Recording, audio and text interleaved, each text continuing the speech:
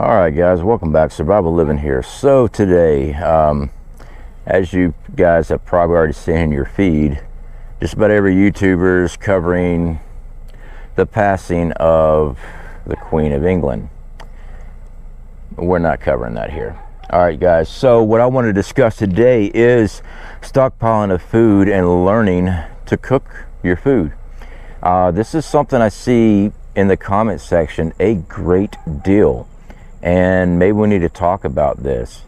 One of the things I see is that when I do my weekly prep videos, we show you the rice, the beans, you know, pastas, stuff like that, you know, long-term stable foods. Excuse me, got a frog in my throat.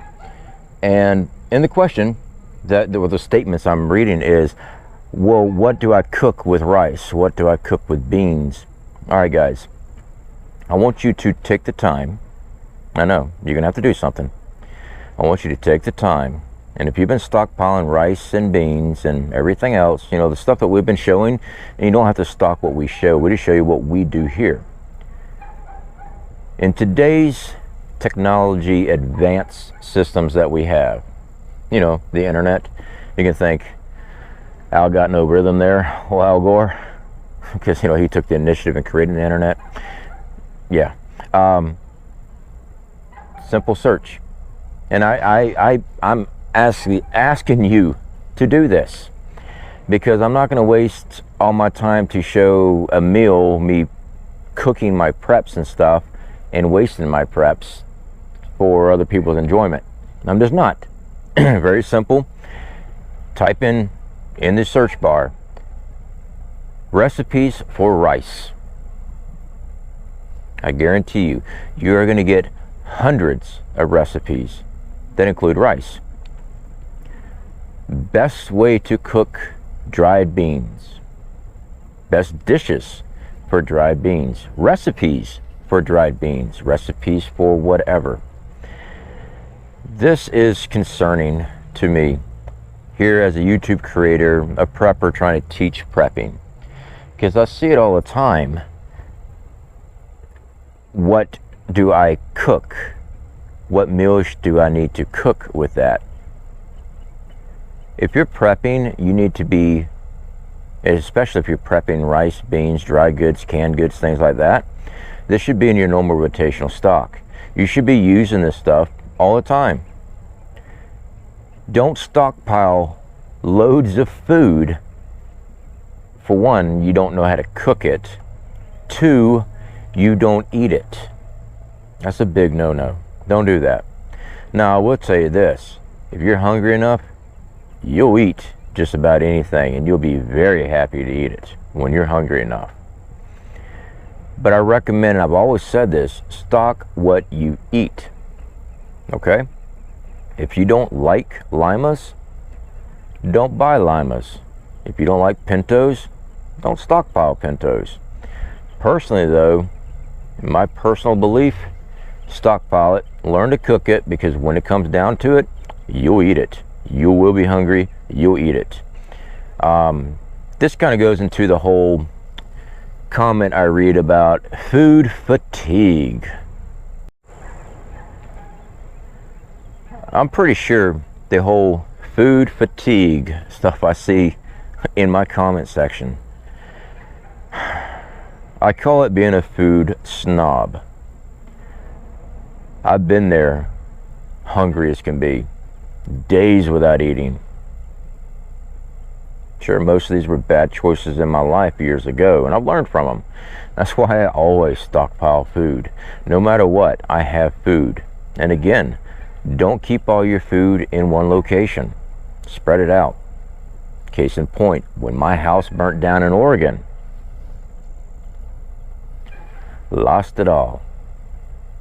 Move your stuff around. We've shown how to. We've shown all kind of different ways, from putting it in the ground, storing off site, having it in a bug out location, having drops to a bug out location. Move your stuff around. Now, I want to stress this out because some people don't seem to understand this. And I had a conversation with some people face to face on this one. when you're storing your food, it needs to be climate controlled. Down here in Florida, it gets hot. Also, it gets cold. I'm in Northwest Florida. We get ice. There's actually been snow before. Nothing that stuck very long, but the temperatures drop. Do not store your canned food, your dry goods, all these things, your rice, your beans, all this stuff. Do not shove this stuff in an outdoor building that is not regulated with temperature. Okay, when I say that, I mean the temperature goes up and drops, ups and drops. There's an optimal storage temperature on food. We've actually covered this before, but you can really just look at the back of your product and it'll tell you the temperature it should be stored in. Usually about 73 degrees, usually. It's not all products, but usually. When these temperatures fluctuate, that food will go bad. That food will go rancid. So you want to regulate your temperature as much as possible. Now, when it comes to an outside building, it's very easy to go to Home Depot, Lowe's, wherever. I do not care. Get insulation panels, put on the inside of those outdoor buildings. You can get them for about $2,000, you know, the outdoor buildings. Nice storage area, insulated up. Usually comes with a nice little window. You can get a window unit right now at Walmart for like 130 bucks. It'll keep that sucker nice and cool for you. When it comes to powering this stuff up, guys, sure, you can run an extension cord to your home right now, but what if the power goes out? Now you got a hot box out there. This is why I talk about alternative power sources. Everything from a gasoline generator that you have gasoline stored up, okay, that you can run this gasoline generator for some time. Also keep spare parts. And we've shown where we had to repair ours just because it's just been sitting there and parts went out on it. Having fuel on hand. Solar. Guys, I have done so many solar videos, not just the solar generators. I'm talking about building your own solar for under $2,000 that will run an air condition, a window unit air condition all day long. And plus into the night. There you go. Now you have a storage facility, because I see it all the time. I don't have room. All right, well, there's your idea. But you need to make sure your food is regulated by temperature. Now, we do the in the ground survival buckets. Those guys, you've got to get below your frost level. The reason why I say get below your frost level is because you're deep enough down where whatever temperature ranges that are on the outside, you know, above ground, it's got enough dirt to insulate it and it'll stop it. It won't be fluctuating. You're making your own root cellar. It's basically what you're doing. A little small root cellar for a supply. All right, and it keeps an even temperature, usually about 63 degrees, you know, give or take. That's an idea. Now I've seen the comments, well, it must be nice. Yeah, it is nice. It really is. You know, must be nice. I love that comment. Here's an idea. Get up your ass and do something. But one of the comments I see is, yeah, but my frost level is like 5 feet deep.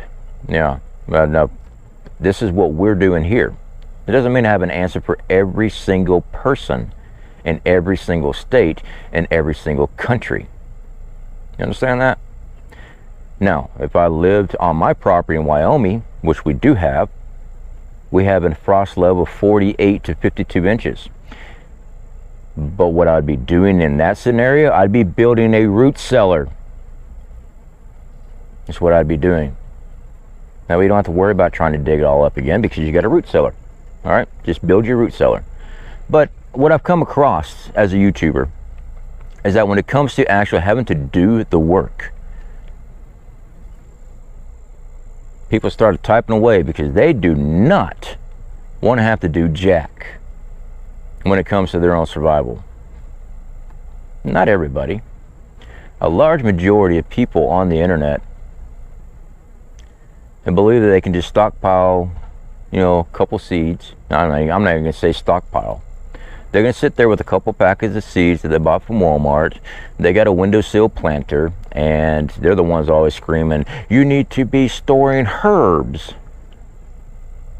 you can survive without herbs. All right? That's seasoning, is what that is. That's seasoning. You need to be stockpiling food. That's what you need to be stockpiling.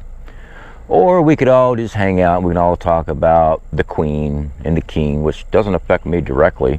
For those that are in the European countries, Britain stuff, and that's something that means something to you because that was a figurehead in your life. My apologies. I'm not trying to be rude to you. I'm in America. We basically told the King and Queen where to stick it many years ago. So, you know, preach your own on that one. All right. But like right now, I'm getting ready. I got some overcast skies, so we're fixing to start. Well, I say we, I mean me.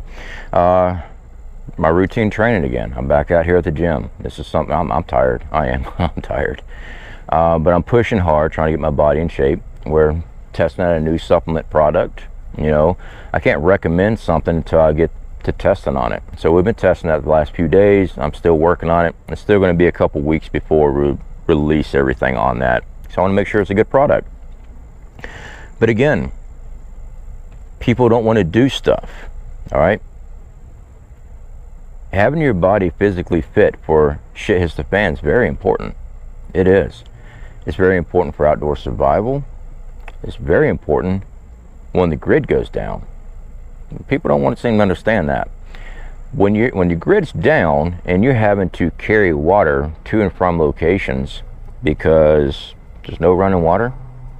Again, case in point, down here in Florida, when Hurricane Michael happened, out here in Panama City, Southport, Lynn Haven, all these areas right here, there was a couple people died of a heart attack and stroke.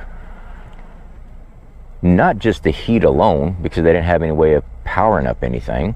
They didn't have generators or anything like that. But they were trying to transport water from retention ponds and ditches and carry it back home. They couldn't use their vehicle because poles were down in the road and stuff, power lines. So they were walking and they were falling out. This is why I say start exercising. Start working on your body. Seriously. There's a photo there for you guys. I was very overweight.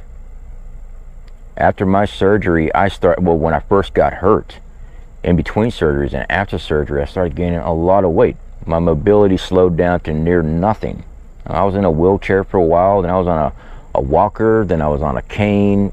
I was on a crutch for a little bit, then a cane. And then I was able to walk around, and I couldn't walk around much. I knew my body was not in the position it needed to be in. My heart was acting up. I was having issues. I was overweight. I was not healthy. So that's why I keep pushing this. That's why I keep pushing myself. I know what it takes to survive, and it's hard. Survival is not easy. Never has been. Survival's hard. That's why they call it surviving. All right. Now, I guess many people believe that as long as they got cans of food in their house, they'll survive. They'll just exist. You know, that's a possibility. Depends on the scenario. It really does. All right. If there's civil unrest, rioting in the street, people trying to find resources, you know, a major SHTF event, sitting in your homes, you know, you got to be situationally aware of everything. You might not have that option. You know, we have people that are in the cities, apartment complexes, things like that. When there's no rule of law, do you honestly think that you're going to be able to just sit in your home? I don't believe so. And most people don't want to hear that. That's one of the reasons why our channel has always had a hard time growing. Because I tell you exactly how things are. I don't sugarcoat it. I believe you need to be woke up as far as knowing the dangers and knowing you need to be pushing yourself. You need to be prepping all the time. I mean, all the time. I just got back buying a whole bunch of lima beans because I was just at the gas station and we have a little supermarket not far from us. So I'm like, well, let me go and get some ice too because we got one of our coolers out here. Let me go get some ice. While I was in there, they had big bags of limas. Hey, I eat limas. So, went and got a whole bunch of that. It's called making sacrifices to prep. Is prepping expensive? Yeah, and it's going to get a lot more expensive. That's why I say get your food and supplies now while you can. Because the prices of things are just going to go higher and higher. They're not going to ease off.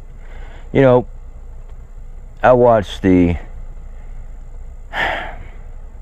White House release thing. You know, they're talking about how they were successfully able to get gas down for the price of gas. It's still more than what I was paying before they rose it. A lot more. So you didn't really help me out any. I'm still paying more than what I was paying earlier this year. Prices are going to continue to go up, guys. Supply. You know, we got this whole freaking conflict going on overseas. Getting worse. You got countries that are ditching the US dollar, getting away from SWIFT, building their own system, their own income. You think that's not going to affect what we got here? It is. Supply. Yeah. Need to be working on this stuff. Personally, about the whole queen kicking the bucket and stuff like that, that does not affect me. That does not put food on my table. What puts food on my table is me being proactive, stockpiling food. Again, this video started off talking about learning to cook food. I could not believe some of the things I saw there. People are prepping, but they don't know how to cook it. Start doing some research. Very simple. Just type away, how do I cook rice? And I've shown how to cook rice and all that stuff, guys. I've shown how to cook rice in the middle of the woods. Bring the rice with me. Right there on the campfire. Seriously. This isn't a game. You need to be focusing on your survival. You need to be focusing on your family's survival. Playtime's over. That's all I got to say about that.